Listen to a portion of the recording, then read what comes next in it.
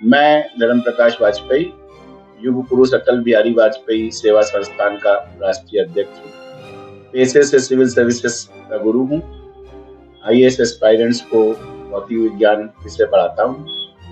संघ का विगत 3 दशकों से स्वयंसेवक हूँ तथा भाजपा का कार्यकर्ता हूँ। अभी बलरामपुर श्रावस्ती लोकसभा क्षेत्र को आकांक्षी जनपदों से मोदी जी के यशस्वी नेतृत्व में विकसित भारत बनाने के संकल्प की महान यात्रा का सहयात्री। श्रावस्ती लोकसभा उत्तर प्रदेश के 2 जनपदों से मिलकर बनी है।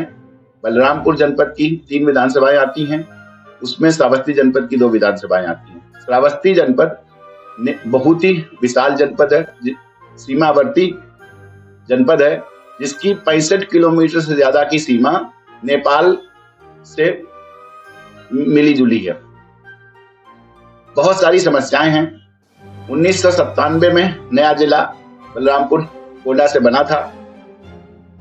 श्रावस्ती आज भी देश के रेलवे मानचित्र में नहीं है और बलरामपुर की तो राजनीतिक पहचान खो गई है। बहुत सारी क्षेत्रीय समस्याएं हैं। वहां रोडवेज की डिपो नहीं है।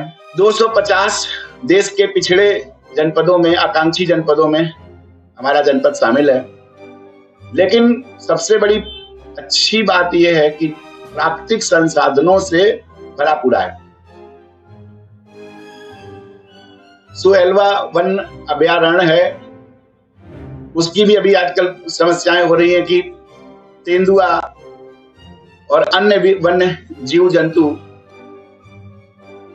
भीड़ भरे क्षेत्र में आ जा रहे हैं और उससे अभी हमारे क्षेत्र के 5 बच्चों को निवाला बना चुके हैं। वन्य जीव जंतुओं का भी बड़ा आतंक है, उनका हैबिटेट श्रिंक हो गया है। शिक्षा के क्षेत्र में भी क्षेत्र काफी पिछड़ा हुआ है। श्रावस्ती जनपद को देश के रेल मानचित्र में लाने के लिए श्रावस्ती से बहुत सारे लोगों के साथ हम लोगों ने 19 दिसंबर को अभी जंतर मंतर में सरकार का ध्यानाकर्षण करने के लिए एक बड़ा प्रदर्शन किया। पिछली सत्र में यशस्वी मोदी सरकार ने श्रावस्ती के लिए रेलवे लाइन के लिए फंड्स का भी प्रावधान किया था, लेकिन वो अभी तक धरातल पर नहीं उतर पाया। उसमें सरकार का ध्यान आकर्षित करने के लिए कि शीघ्र इस कार्य को किया जाए। इतनी दूर से इतने सारे प्रतिनिधि दिल्ली तक पहुंचे और हम सब इस मांग को उठाते आ रहे हैं। श्रावस्ती बहुत सामरिक क्षेत्र दृष्टि से भी महत्व का क्षेत्र है, क्योंकि जैसे मैंने कहा कि सीमावर्ती क्षेत्र है, सीमा से जुड़े हुए क्षेत्र की अपनी विशिष्ट समस्याएं होती हैं। कितने वर्षों से आप उस क्षेत्र में अपना कार्य? मैं विगत 15 वर्षों से मैंने बलरामपुर श्रावस्ती क्षेत्र को अपना कर्मभूमि बनाया हुआ है। मैं कोरली घाट में पुल के आंदोलन के साथ जुड़ा हुआ था, जो सक्सेसफुली कोरली घाट पे पुल का निर्माण हुआ, जिससे आज बहुत सारे लोगों को 30 किलोमीटर से कम का रास्ता कम हुआ। इससे कितने लोगों को लाभ? 3 लाख से ज्यादा लोगों को लाभ हुआ। मेरी सर्वप्रथम प्राथमिकता शिक्षा के क्षेत्र में कार्य करने की है। वहां पर इंटरमीडिएट तक एजुकेशन के बहुत सारे इंस्टीट्यूशंस हैं, लेकिन अभी एक इंजीनियरिंग कॉलेज, फार्मेसी के कॉलेज सरकारी क्षेत्र में और अन्य प्रोफेशनल इंस्टीट्यूशंस जैसे मैनेजमेंट के इंस्टीट्यूशंस नहीं है और क्वालिटी शिक्षा का तो पूर्णतः अभाव है। मेरी कोशिश रहेगी कि हर विधानसभा के स्तर पर एक स्तरीय एजुकेशन का कॉलेज, पुस्तकालय और स्किल डेवलपमेंट सेंटर को विकसित किया जाए।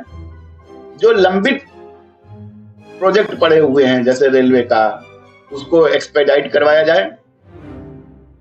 भिंडा और सिरसिया में रोडवेज का डिपो निर्माण किया जाए। जो सुहेलवा वन्य अभयारण्य है उसको नेशनल प्रोजेक्ट का दर्जा दिलाकर पर्यटन की संभावनाओं को और विस्तार दिया जाए। और जैसे कि मोदी जी ने कहा है कि वेडिंग डेस्टिनेशन जैसे कार्यों के लिए भी सुहेलवा वन्य अभयारण्य को विकसित किया जा सकता है।